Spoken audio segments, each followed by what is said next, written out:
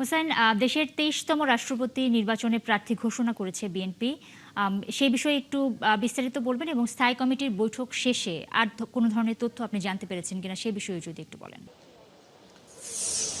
নুসরাত, বাংলাদেশের ইতিহাসে জাতীয়তাবাদী দল বিএনপির ইতিহাসে একটি ঐতিহাসিক অধ্যায়ের সমাপ্তি হলো। দীর্ঘ ১.৫ দশকেরও বেশি সময় দায়িত্ব পালন করে আসা বিএনপি মহাসচিব মির্জা ফখরুল ইসলাম আলমগীর, তিনি ২০১১ সালে খন্দকার দেলোয়ার যখন ইন্তেকাল করেন, তার ইন্তেকালের পরে কিন্তু ভারপ্রাপ্ত মহাসচিবের দায়িত্ব নিয়েছিলেন। এরপরে ২০১৬ সালে ষষ্ঠ জাতীয় কাউন্সিলে তিনি মহাসচিব হিসেবে নির্বাচিত হন। দীর্ঘ ১.৫ দশকের বেশি সময় এই দায়িত্ব পালন শেষে আজকে তিনি রাষ্ট্রের সর্বোচ্চ যে পদ সেই আসনে আসীন হতে চলেছেন।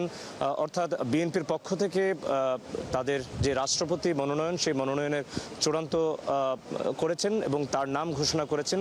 বিএনপি মহাসচিব সদ্য তিনি পদত্যাগ করেছেন এবং স্থায়ী কমিটির সদস্য পদ থেকেও কিন্তু তিনি পদত্যাগ করেছেন। মির্জা ফখরুল ইসলাম আলমগীর তিনি হতে চলেছেন বিএনপির চূড়ান্ত প্রার্থী। এবং 12:30টার দিকে বিএনপির স্থায়ী কমিটির যে বৈঠকটি হওয়ার কথা ছিল, সঠিক সময়ে সেই বৈঠকটি শুরু হয়।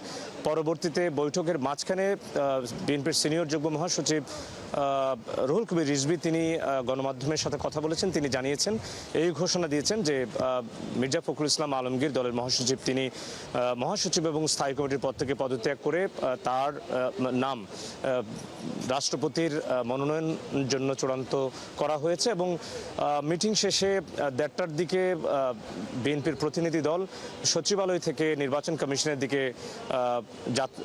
তারা নির্বাচন কমিশনের তার যে মনোনয়নপত্র, সেটি মনোনয়নপত্র দেওয়ার জন্য নির্বাচন কমিশনের উদ্দেশ্যে রওনা হয়েছেন।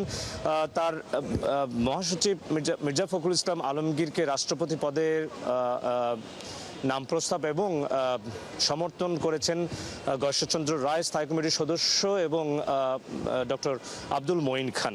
তো এরই মধ্য দিয়ে কিন্তু ১.৫ দশকের দীর্ঘ সংগ্রাম, ত্যাগ, তিতিক্ষা, গণতান্ত্রিক আন্দোলনের যে বাংলাদেশের একটি অধ্যায় রচনা করেছেন মহাসচিব হিসেবে বিএনপি মহাসচিব মির্জা ফখরুল ইসলাম আলমগীর দায়িত্ব পালন করেছেন। সেই দায়িত্ব থেকে তিনি অব্যাহতি নিয়েছেন এবং রাষ্ট্রপতি পদের জন্য আগামী ২০ আগস্ট তিনি নির্বাচনের মধ্য দিয়ে তিনি সেই রাষ্ট্রের সর্বোচ্চ যে আসন, সেই আসনে মহামান্য রাষ্ট্রপতি পদে আসীন হবেন। তো এই ছিল সচিবালয় থেকে আমার কাছে সবশেষ খবর। নুসরাত। মোহাম্মদ হোসেন, অনেক ধন্যবাদ আপনাকে।